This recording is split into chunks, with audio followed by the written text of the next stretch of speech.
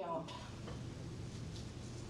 How many of you have been guilty of saying, or maybe you just heard someone say, well, when I started, nobody taught me how to do this. I just figured it out on my own.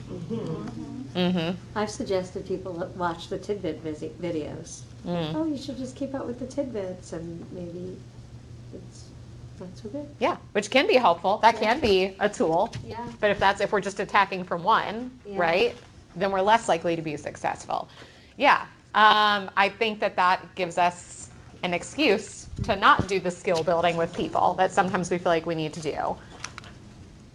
So the point is, if their lack of skill is keeping you from the results you want, then their lack of skill is your problem.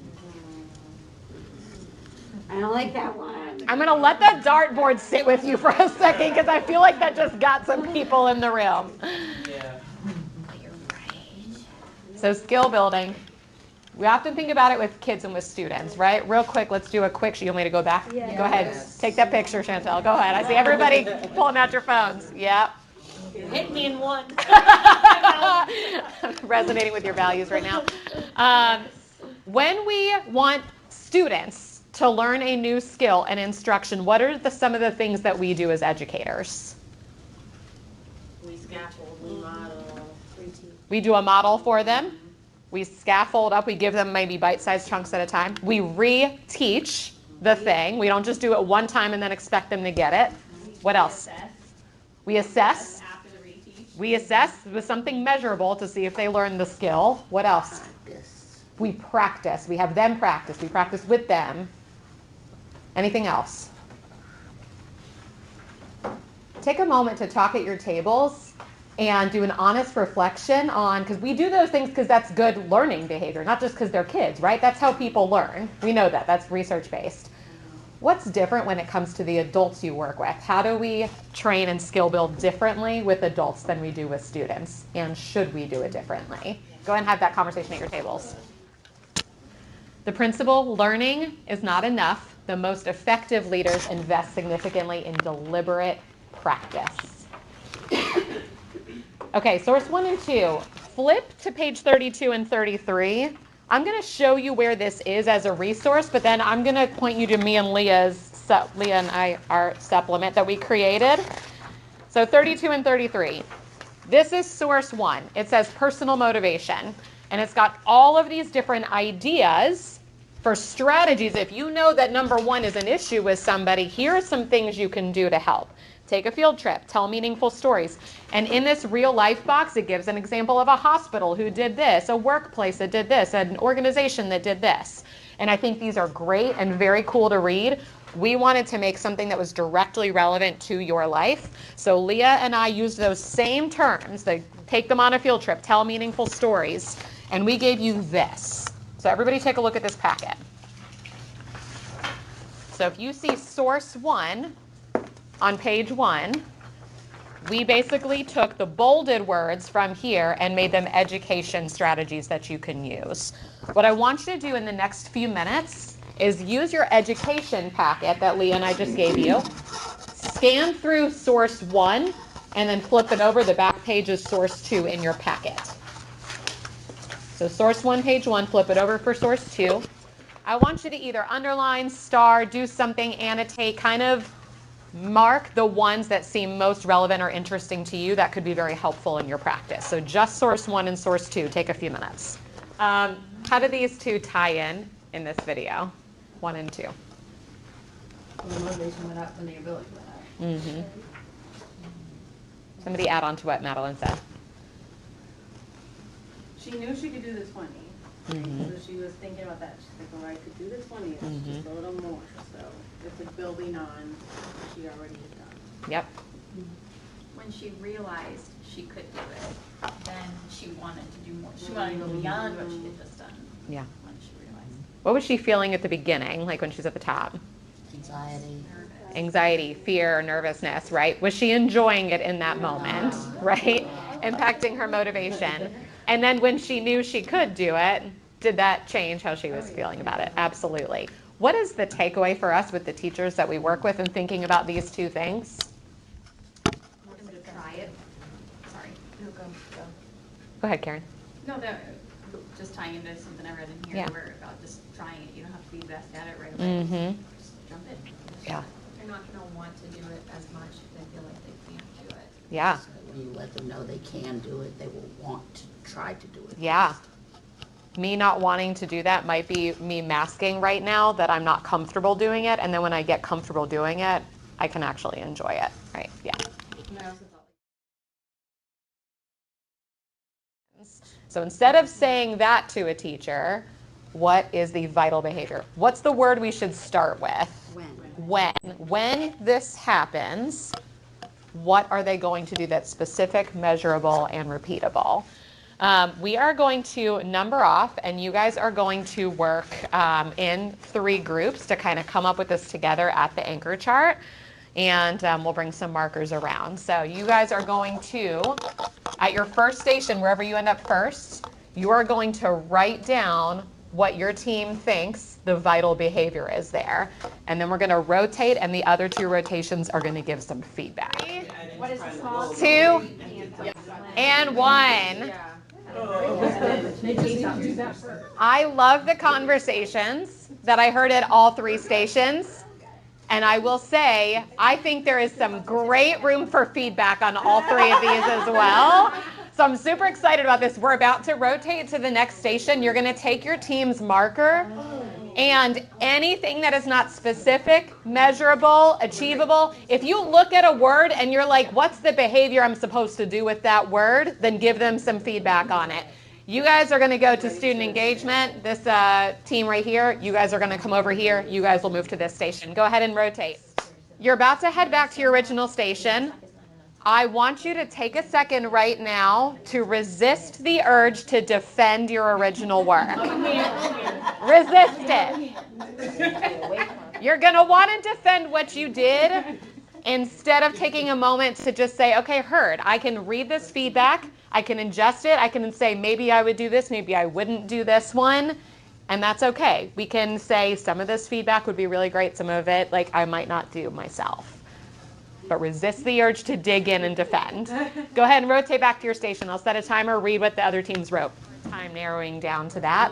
I hope this was very helpful for you. One thing I want to mention that I feel like all 3 groups did is you tried to put everything in at once. There were so many steps to internalizing a lesson. There's a million things. We want to do this action plan. We want to sort all the overall levels, etc. Student engagement. We want to do all these strategies. If you're working with teachers, start with one thing. Let's get that vital behavior down to pave the way for other vital behaviors. So that's my feedback across the board. Right, instead of rephrase the standard, name the goal, write out the steps, and anticipate the what's the one we can start with? Rephrase the standard, yeah. Or maybe you picked a personal influence challenge, whatever that was. Now that we've done this vital behavior work, I want you to think about, is this specific, measurable, and observable enough? If I picked internalize my lessons, how do I break it down to one specific vital behavior I want them to start doing? When and what? I'm going to set a few minutes on the timer for you to review that and start thinking about what you want your vital, specific behavior to be for them. Go ahead and begin. Go ahead, Elizabeth. I just said, if you give a man a fish, he'll eat for a day. If you teach a man a fish, he'll eat for a lifetime. So the quick fix might be what we perceive as the solution right then and there, but in the long term, it's not the long term fix. Why do you think in our particular field and in our roles, we jump to just giving people the fish instead of teaching them how to fish? Why are we doing that? Time. What else? What do you mean by easier? Say more. Because you can just get it done, right? Like, I find I'm an enabler, right? So it's easier for me to enable and to just do it for them than to teach them the time. Yeah. Okay. The pressure from your school, I'm sorry. The pressure from your school to like, there's this problem in room such and such. We need you to go and, fix this teacher quickly because our data looks like this. And so you get in there, you'll make wonders. Very high stakes. Yeah, absolutely. What else? I think for me, experience. And I say experience, like you've been in that situation, you know the quality, you know what it should look like. So Yeah. you give an example, but your example turns into it being done. So just like experience. Yeah. You know. This is a piece I was starting to get at, speaking as somebody who has struggled with this as an MCL and in my role. How many of you, I'll just do it because I know it'll get done the right way, right? Instead of, well, if this person does it, they might not do it the way I want, then I have to give them feedback, then they have to go back and fix it. And again, it does come back to time, but there's also a like, I know I'm gonna do it the right way, so I'll just do it. How many of us have ever struggled with this before in the room? Yeah, Can okay. I add something? Yeah, please, Karen. Sometimes we might want to step in to save them time, take things off their plate. Yes. Like it might be easier for them to focus on something else if we take that one thing that we know we can do better or faster or more efficient, whatever it happens to be. Yeah, we know how much is on people's plates as teachers, right? Let me help them out with that. I'm realizing as everyone's talking that what I'm trying to get my team to do is what I do with my what I do with my students is what I want my team to do with their students, but I'm not doing it with them. Does that make sense? It does. Can you say Like, more? I want, like with my students, I'm always asking them questions. I never answer a question. I'm always read, retell, you know, represent, reason, like talk to me, talk to me, talk to me. And that's what I'm trying to get my team to do because my data is showing that it's work, but it's not a quick fix. And so that's where a lot of teachers don't want to do that because they don't see results quickly because it takes time ever. But I'm not doing that with my PLC team. I'm not doing, I need to do that. Yeah. Like the light bulb moment. Asking right? the probing questions and getting them to give you, Right, yeah, I'm seeing a right. lot of heads nodding around this one right now. yeah. Absolutely, for sure. Okay, managing commitments. And all right, between 3 and 4, let's talk through this. I don't like threes because they're already telling you it's a tough challenge, and so they're gonna, if you ask them, what do you think might help, they're gonna say, I don't know, that's why I'm asking you. Okay. But then 4 is just, you could just answer that yes. You're just repeating back. That's a yes, no, That's a like, yes, no yes, Mm-hmm. that's what I said. Mm-hmm. But they do feel heard, Mm-hmm. number 4. But I then think with like number 3, Oh, go ahead. I'm loving it. Good conversation. Keep going. no, with 3, it'll help them process through what they think may help them out. Like, I have so much and there's just so much on my plate and I got so much, so I can't commit, I tried this and then I tried that. Like, it really gets them to, you know, process it. Whereas number 4, like, you just repeated back what I said to you. Yeah. Like, what do you, that you're not giving me, you're not coaching me. So, yes, I'm struggling here. Number 3 also seems a little fake though, you know, quite honestly. Oh, that sounds tough. What can we do to help? You know, like you're not really listening all that much.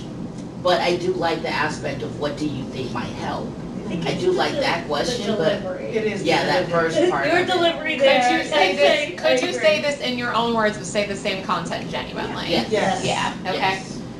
4 is a good paraphrase to make the person feel like you're hearing them, but the question, thinking about our test taking strategies, what's the question actually asking us, right? The question is not how do I make this person feel heard, it's how do we start addressing the ability barrier.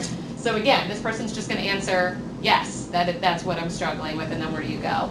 Number 3, sounds like a tough challenge. I love what Teray said about having them process through what they might already have some ideas in their head, but maybe they need to talk out with somebody. Skill 1, start by asking them for ideas. To help the other person overcome ability barriers, it is best to begin with their ideas for solutions. Let's talk veteran teachers first. If you're working with a veteran teacher, why is this important to you? They have a lot of ideas. They've experienced it before. You want to know that you want them to know that you value what they have to say as well. Their opinion counts too. Could you be a veteran teacher and be a great teacher and still be right now this year struggling with managing commitments? Yes. Because could this year be completely different from last year? Maybe I did it last year, but I'm having a hard time this year based on what's on my plate, right? Absolutely, it gives you value. Really with any adult, but especially with your veteran teachers, you're gonna have to value their experience coming in. Why would you still want to start by asking for ideas, even if it is a new teacher? You don't want to not expect, but what is it, like, figure that they don't have any idea. Assume, yes, you don't want to assume that they have absolutely no ideas already because they're a new teacher. They could, you don't know what they've experienced already, and they might just have some insight they could have went with their other job or their student teaching or whatever. Yeah, absolutely. It goes back to relationship building, right? Like, it's that olive branch, like, I value what you have to say for partnership. Yeah. I feel like it's a chance to hear what they've already tried, because maybe they tried something and just didn't have the right skills or ability at the time, but they just need a little push. Hearing their ideas for solutions, they'll often tell you, well, I've already tried doing X, Y, Z. Now you've got more information to work with, and you're more informed in your response, right? With any teacher, veteran or beginning, if you just walk in and tell somebody to do something and then you walk out the door, what are the chances they're just going to start doing that behavior? Very slim, right? You need the buy-in with your teachers. How does this skill create buy-in with people? Because they're part of the conversation. They're part of the conversation. That is so key when we're talking about change. I was working with an MCL recently, and we talked about what we saw on a coaching walk. And she was like, this happens every time. It's always academic monitoring when the district comes through, when our principal comes through. We as MCLs, do we keep telling them that it's academic monitoring, they need to start doing it, and they're not doing it. But this issue here, if you keep telling people to do the thing, but you don't have their buy-in yet on what the solution is, if we haven't diagnosed why we're not doing the thing, we're really not going to influence the behavior, right? So being able to talk through and think through what's going on here, and then how can we address the resistance. I just have, so sometimes when you're in those positions, a lot of times people just want you, just tell me what I'm supposed to do. Like, obviously you were sitting here to help, but you know, you were sitting here to fix me or you were to help me. So just tell me just tell me what to do. So when you ask, well, wait a minute now, like what are some ideas that you do have? Sometimes it can go in a positive way because it's like, well, wait, maybe they weren't here to fix me. Yes. Or it can go back to that other direction where they're like, no, just tell me what I need to do. And then they become, I don't know, I guess it goes back to crucial conversations that we gotta have. That's right, yes, you said it. That's amazing, yes. Good intent, right? People are not questioning generally the content of what you're saying, they're questioning why they think you're saying it. So by showing genuine interest in asking them for what they've tried or what solutions they might have, it's clear that you have good intent versus like, oh, they're just saying this just to then tell me what's wrong with me. Absolutely, yes. Skill one. Yeah. On our hands, give me a 0, 1, or 2. How much longer do you guys need? Okay, I'm seeing zeros all around. Wherever you are, kind of like turn in to face the middle. Let's do a debrief on that practice. So let's talk through the scenarios before we do the overall. So scenario 1, the poor presenter. What did you guys find with that one? Motivation, ability, both? We heard a lot of ability. What did we hear that led us to believe that it was ability? Tech issues. Okay. Preparation. Tech issues, preparation. Just practicing speaking about it. Yeah. If you were the initiator or the coach and got to see it, did we do a good job of probing to make sure there was nothing else going on here? Multiple questions being asked? I did not. No, but we did. I didn't find out about the other things, like, because as we went through it, I like told him later, I thought based off of the paragraph, I was the initiator. Yeah. I was like, they seemed completely incompetent.